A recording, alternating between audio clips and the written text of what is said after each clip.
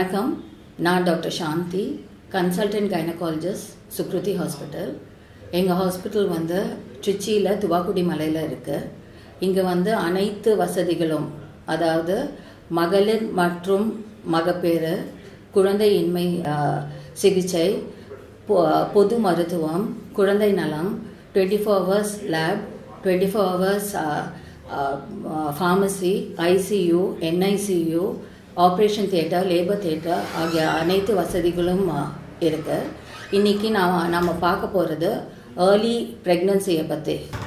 Early ப்ரெக்னன்சியில் தான் வந்து நிறைய லேப்ஸஸ் ஆகுது. என்னோட ப்ரைவேட் ப்ராக்டிஸில் பார்க்கும்போது லேட்டாக வர்றது, அதனால் வர ப்ராப்ளம்ஸ் எல்லாம் இப்போது பார்க்க போகிறோம்.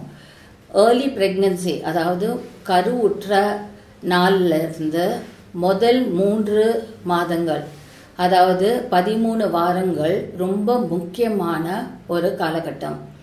ஏன் என்றால் கரு வந்து ஒரு செல் ஸ்டேஜில் இருந்து முழுமையாக, அதாவது கை, கால், தலை, கண்ணு, காது, மூக்கு,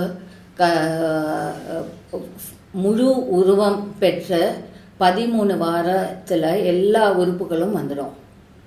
ஸோ இந்த காலமானது ரொம்ப பொன்னான காலம். இந்த காலத்தை கரெக்டாக பேணி கொண்டு வந்துட்டோம்னா வந்து ஆரோக்கியமான குழந்தை பிறக்க இது வழிவகுக்கும். ஃபர்ஸ்ட் வந்து நம்ம பார்க்க போகிறது கன்ஃபர்மேஷன் ஆஃப் ப்ரெக்னன்சி. எப்போ வந்து நீங்கள் டாக்டர்கிட்ட போகணும், அது வந்து ரொம்ப ரொம்ப முக்கியமான விஷயம். யூஸ்வலாக என்ன பண்ணுவாங்கன்னா லேட்டாக வருவாங்க, 45 நாள், 60 நாள். எப்போ ஃபஸ்ட்டு நீங்கள் ப்ரெக்னன்சி டெஸ்ட் பண்ணி கன்ஃபார்ம் பண்ணலான்னா பீரியட் தள்ளி போய் 5 டேஸ்க்கெல்லாம், அதாவது லாஸ்ட் மென்ஸ்ட்ரல் டேட்லேருந்து 35 நாள்லலாம் யூரின் ப்ரெக்னன்சி டெஸ்ட்டு பாசிட்டிவ் காமிக்கும். நீங்கள் பக்கத்தில் இருக்க லேபில் போய் டெஸ்ட் பண்ணிக்கலாம். முக்கியமாக ஃபர்ஸ்ட் யூரினில் டெஸ்ட் பண்ணணும், அல்லது ஹோம் கிட்ஸ் அவைலபிளாக இருக்குது, ப்ரெக்கார்ட் கிட்ஸு, அதில் வந்து நீங்கள் வீட்லேயே பண்ணிக்கலாம். அதை அடுத்து நீங்கள் பண்ண வேண்டியது அருகில் இருக்க மருத்துவரை போய் பார்த்து நீங்கள் வந்து ஆலோசனை பெறணும். ஏன் இது வந்து ரொம்ப ரொம்ப இம்பார்ட்டண்ட்னா, ஃபஸ்ட்டு ஸ்கேன் நாங்கள் வந்து ஏர்லி ப்ரெக்னன்சியில் பண்ணுவோம். அந்த ஸ்கேன் எதுக்காக பண்ணுறோம்? ஒன்று வந்து கன்ஃபர்மேஷன் ஆஃப் ப்ரெக்னன்சி, அதாவது கரு வந்து ஃபர்ஸ்ட் வந்து டியூப்பில் தான் ஃபார்ம் ஆகும். டியூப்பில் ஃபார்ம் ஆகி மெல்ல நகர்ந்து கரு பைக்கு வந்து சேரும். அது வந்து ஒரு முக்கியமான ஸ்டேஜ் கரு டெவலப்மெண்ட்டில். இந்த ஸ்டேஜில் தான் பிரச்சனைகள் வரலாம். ஸோ அதனால் கன்ஃபர்மேஷன் ஆஃப் ப்ரெக்னன்சி ஃபர்ஸ்ட் பண்ணிடணும். அதுக்கப்புறம் இந்த ஸ்கேன் எந்த விதத்தில் முக்கியம்னா டேட்டிங் ஆஃப் ப்ரெக்னன்சி, அதாவது நீங்கள் சொல்கிற டேட்டுக்கு கரு வளர்ச்சிக்கு கரெக்டாக இருக்கா, டெலிவரி டேட் மாறுதா. இந்த காலகட்டத்தில் முதல் ரூல் அவுட் பண்ண வேண்டியது எக்டோபிக் ப்ரெக்னன்சி இருக்கா இல்லையா என்றது. இதுதான் நிறைய பேர் மிஸ் பண்ணுறாங்க. ஏன் மிஸ் பண்ணுறாங்கன்னா லேட் ரிப்போர்ட்டிங், அதாவது இனிஷியல் ஸ்கேன் பண்ணாமல் மெதுவாக போய் பார்த்துக்கலாம், 60 நாளில் பார்த்துக்கலான்றப்போ ரொம்ப நாள் கடந்து வரும்போது எங்களுக்கு வந்து அந்த ஸ்டேஜ், அதாவது டியூப்பில் ஃபார்ம் ஆன ப்ரெக்னன்சி வளர்ந்து ரொம்ப கிரிட்டிக்கலான ஸ்டேஜில் தான் நாங்கள் வந்து கண்டுபிடிக்கிற மாதிரி இருக்குது. அதனால் ஏர்லி ஸ்டேஜ் ப்ரெக்னன்சி தயவு பண்ணி எல்லாரும் பார்த்துக்க வேண்டி இருக்குது. அடுத்து நம்ம பார்க்க போகிறது என்ன செய்யலாம், என்ன செய்யக்கூடாது. நார்மலாக இந்த ஃபஸ்ட்டு 3 months ஆஃப் ப்ரெக்னன்சியில் என்ன செய்யலாம், என்ன செய்யக்கூடாது. உங்களோட ரொட்டீன் ஆக்டிவிட்டீஸ்,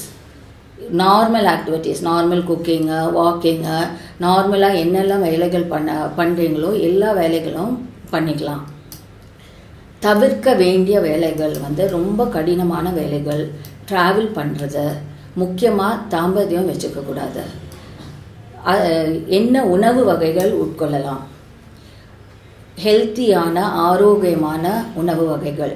எதை தவிர்க்கணும்னா ஹைலி சால்டட் ஃபுட்ஸு, ரொம்ப எண்ணெயில் பொரித்த ஆகாரங்கள், beverages like carbonated beverages, cola drinks, அது மாதிரி தவிர்க்கணும். ப்ரிசர்வ்டு ஃபுட்ஸ், கேண்ட் ஃபுட்ஸ் அதிலெல்லாம் ப்ரிசர்வேட்டிவ்ஸ் அதிகமாக இருக்கிறதுனால நீங்கள் என்ன சாப்பிட்றீங்களோ அது வந்து பேபியையும் போய் சேரும். அதனால் கொஞ்சம் கவனமாக இருக்கணும் இந்த ஃபஸ்ட்டு 3 monthஸில். அடுத்து நம்ம பார்க்க போகிறது வந்து ரத்த பரிசோதனை. ஏன் இந்த ரத்த பரிசோதனை ரொம்ப ரொம்ப முக்கியம்னா, இந்த ஏர்லி ஸ்டேஜில் ஏற்கனவே நான் சொன்ன போல் எல்லா உறுப்புகளும் இந்த முதல் 3 monthsலேயே வந்துடும். அதனால் ஏதாவது மெடிக்கல் ரீதியாக உங்களுக்கு வந்து ஏதாவது பிரச்சனைகள் லைக் சுகரு இல்லை ரத்த கொதிப்பு, ஃபிட்ஸு அல்லது மற்ற பிரச்சனைகள் இருந்தால் முழு பரிசோதனை பண்ணிக்கிறது நல்லது.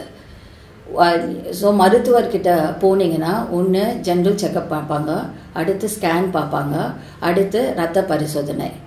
இதில் வந்து ஏதாவது பிரச்சனைகள் இருந்ததுன்னா லைக் சுகரோ இல்லை தைராய்டு பிரச்சனைகள் இருந்தால் அதுக்கு ஏற்ற ட்ரீட்மெண்ட் எடுத்துக்கணும்.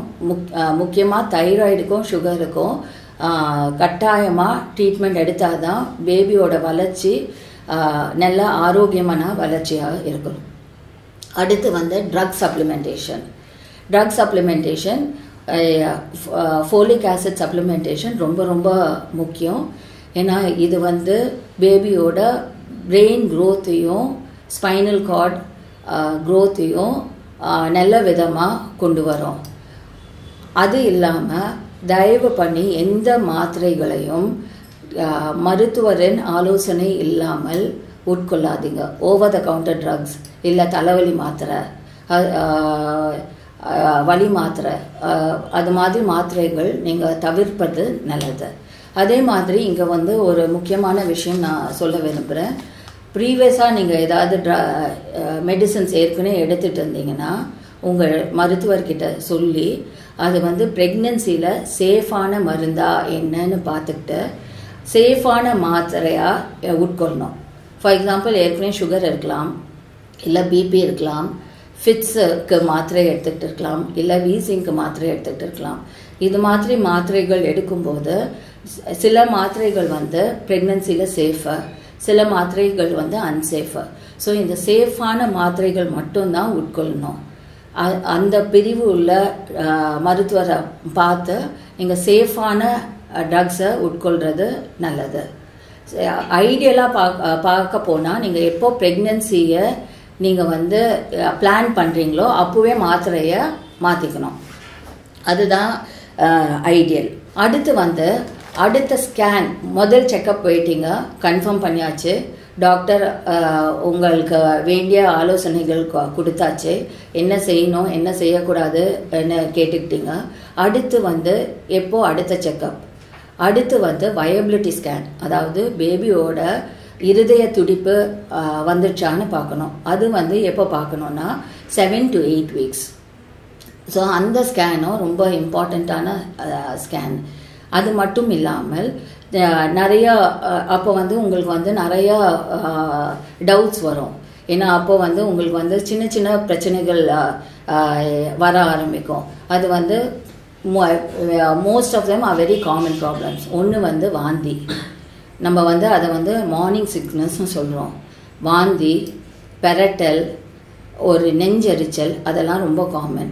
எப்படி வந்து அதை வந்து நீங்கள் ஹோம்லேயே நீங்கள் வந்து அதுக்குள்ள சிம்பிள் சொல்யூஷன்ஸ் தேடிக்கலாம். ஸ்மால் ஃப்ரீக்வெண்ட் மீல்ஸ், அதாவது முழு வயிறாக முதல்லையே சாப்பிடாம கொஞ்சம் கொஞ்சமாக அரை வயிறாக சாப்பிட்ணும்.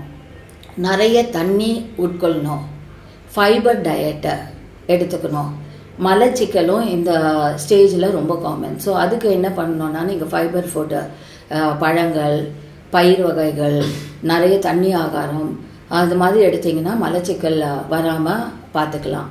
ஃப்ரீக்வன்சி ஆஃப் மெச்சுரேஷன், அதனால் அதாவது என்னென்னா அடிக்கடி யூரின் போயிட்டே இருக்கும். ப்ரெக்னென்சியில் வந்து லேசாக ஒரு மயக்கம், தலை சுற்றல், மூட் சேஞ்சஸ், அதாவது கோபமாக வரும். சில பேர் வந்து ரொம்ப டிப்ரெஷனாக ஃபீல் பண்ணுவாங்க. இதெல்லாம் காமன். சில பேருக்கு வந்து ரொம்ப தூங்கணும் போல் இருக்கும். சில பேர் வந்து தூக்கமே வராதுன்னு வந்து சொல்லுவாங்க. இதுக்கெல்லாம் எந்த விதமான மாத்திரைகளும் தேவையில்லை. இதெல்லாம் காமன் சேஞ்சஸ் இன் ப்ரெக்னென்சி. இது காலப்போக்கில் வந்து சரியாயிடும். எப்போ நீங்கள் ரொட்டீன் செக்கப் இல்லாமல் கட்டாயமாக உங்கள் மருத்துவரை போய் பார்க்கணும். அது அதாவது red flag signs or warning signs இதெல்லாம். ஒன்று வெஜைனல் ப்ளீடிங், இரத்தப்போக்கு அதிகமாக இருந்தாலோ, இல்லை அடிவயிறு ரொம்ப வலி இருந்தாலோ, இல்லை மூச்சு திணறல்னா படி ஏறும்போது மூச்சு வாங்குறது, கொஞ்சம் தூரம் நடந்தாலே மூச்சு வாங்குறது, படுக்கும்போது மூச்சு வாங்குறது, அதெல்லாம் நார்மல் கிடையாது. கட்டாயமாக நீங்கள் உங்கள் மருத்துவரை போய் பார்க்கணும். அது மட்டும் இல்லாமல் vaginal discharge normal white discharge common. ஆனால் அது அதிகமாக எல்லோயிஷ் கலராகவோ, இல்லை ரத்த கரையோடு பட்டாலோ, இல்லை எல்லோயிஷ் டிஸ்சார்ஜ் ஆகவோ இருந்தால் மருத்துவரை அணுகுங்க. அதே மாதிரி சிவியர் வாமிட்டிங், நிற்க முடியல, எந்த வேலையும் செய்ய முடியல, வாந்தி எடுத்துக்கிட்டே இருக்கீங்கன்னா கட்டாயமாக நீங்கள் மருத்துவரை போய் பார்த்து அதுக்கு ஏற்ற ட்ரீட்மெண்ட் எடுத்துக்கோங்க. இப்போ ட்ரக்ஸ் என்னெல்லாம் எடுக்கக்கூடாதுன்றத பற்றி கூறினேன். அதே போல் சில பரிசோதனைகளையும் நீங்கள் பண்ணக்கூடாது. ஃபார் எக்ஸாம்பிள் எக்ஸ்ரேயும் சிடி ஸ்கேனும் கதிர்கள் கருவை பாதிக்கும். அது இப்போ தெரியாது, லேட்டர் ஸ்டேஜில் தான் நம்மளுக்கு தெரியும். அதனால் இதை கட்டாயமாக தவிர்க்கணும். ஐடியலாக நீங்கள் எப்போ ப்ரெக்னன்சி பிளான் பண்ணுறீங்களோ ஆஃப்டர் ஓவிலேஷனே நீங்கள் எக்ஸ்ரேயும் சிடி ஸ்கேனையும் தவிர்ப்பது நல்லது. So CT scan X ray life சேவிங்காக இருக்குது, கட்டாயமாக பண்ணணுன்னா டெஃபினட்டாக எமர்ஜென்சியாக நீங்கள் பண்ணிக்கலாம். ஆனால் எலெக்டிவாக தான் நீங்கள் எடுக்க போகிறீங்கன்னா பெட்டர் நீங்கள் எடுக்கிறது சூன் ஆஃப்டர் பீரியட்ஸ் எடுத்துக்கொள்வது நல்லது. வயபிலிட்டி ஸ்கேனை பற்றி சொன்னேன். அதாவது 8வது வாரத்தில் பேபியோட இருதய துடிப்பு பார்க்கணுன்னு சொல்லி அடுத்த ஸ்கேன் எப்போன்னு பார்க்கலாம். அடுத்த scan between 11th to 13th week. ஏன் இது முக்கியமான ஸ்கேன்னா இதில் பேபியோட முழு தோற்றம் தெரியும். அதனால் ஏதாவது மேஜராக பிரச்சனை, எக்ஸ்டர்னல் தோற்றத்தில் ஏதாவது மேஜரான பிரச்சனைகள் இருந்தால் பார்த்துடலாம். அதே மாதிரி நியூக்கல் திக்னஸ், அதாவது குழந்தையோட பேக் ஆஃப் த நெக்கில் ஃப்ளூயிட் கலெக்ஷன் இருக்கும். அதை மெஷர் பண்ணோம்னா ஒரு கிரிட்டிக்கல் லெவலுக்கு மேலே இருந்ததுன்னா மரபியல் சம்பந்தப்பட்ட பிரச்சனைகள் இருக்கா என்னன்றத நம்ம அறியலாம். அதே போல் மரபியல் சம்பந்தப்பட்ட பிரச்சனைகள் பார்க்க பிளட் டெஸ்ட்டும் அவைலபிலிட்டியில் இருக்குது. இது முழுமையாக ஃபுல் ப்ரெடிக்ஷன் கொடுக்காது. It is only a screening test. ஆனால் அதுக்கு பேர் டபுள் மார்க்கர். அது இந்த ஃபஸ்ட்டு ட்ரைமஸ்டரில் பண்ணிங்கன்னா ஒரு அறிகுறி கொடுக்கும். பேபி நலமாக இருக்கா, இல்லை ஃபர்தராக ஏதாவது டெஸ்ட்டுகள் தேவையா, மரபியல் ரீதியாக ஏதாவது பிரச்சனை குழந்தைக்கு இருக்க வாய்ப்பு இருக்கா என்பதை இந்த டெஸ்ட், 2 டெஸ்ட் மூலமா, ஒன்று என்டி டெஸ்ட்டு, இன்னொன்று டபுள் மார்க்கர் டெஸ்ட்டு. இந்த 2 டெஸ்ட் மூலமா ஃபர்தர் டெஸ்டிங் ஏதாவது தேவையான்றதை நம்ம அறியலாம். இந்த டெஸ்ட்டு ஃபுல்லாக 100% கன்க்ளூசிவ் கிடையாது. இந்த டெஸ்ட்டை வச்சு ஃபர்தர் டெஸ்ட்டுக்கு நாங்கள் மருத்துவர் ஆலோசனை எடுத்துக்கிட்டு நாங்கள் சொல்லுவோம். அடுத்த டெஸ்ட் எப்போ என்ன டெஸ்ட் பண்ணோன்றதை சொல்லுவோம். அதனால் இந்த 2 டெஸ்ட்டும் முக்கியமாக இந்த 11th to 14th வீக்குள்ளே அவசியம் பண்ணிக்கிறது நல்லது. தாய்மை ஒரு இனிமையான அனுபவம். இதை மருத்துவர் கூறும் ஆலோசனைகளை பின்பற்றி ஆரோக்கியமான குழந்தை பெற்று வளமாக வாழ சுக்ருதி மருத்துவமனை சார்பாக நாங்கள் வாழ்த்துகிறோம். நன்றி.